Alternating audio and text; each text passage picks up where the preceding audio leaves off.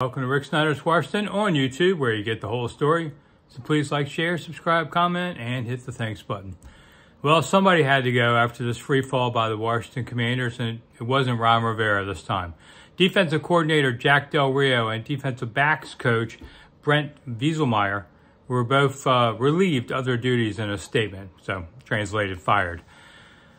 Not really too surprised by it. I mean, they gave up 38 plus the pick six, in the loss to Dallas Cowboys on Thursday.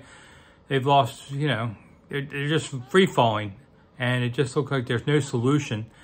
And the defensive backs have been horrible most of this season.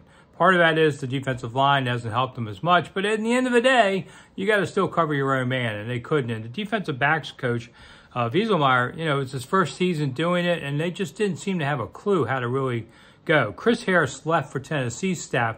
So Wieselmeyer had been with the team since 2020 as an assistant DB coach.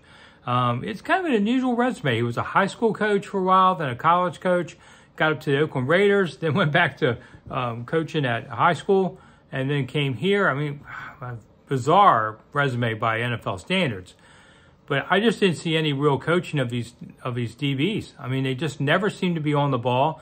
And all too often, they seem like they missed assignments, obtaining who is doing who. That happened all the time. That can't happen this late into a season.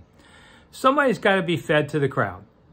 So did they deserve to go now versus a month from now? To tell you the truth, probably relieved. And nobody likes to get fired. But on the other hand, once you take a breath and walk away from a situation like this, I think Del Rio is probably thinking, okay, great. So I'm Rick Snider. It's a 1 o'clock presser. I'll be back after that. Thanks for coming.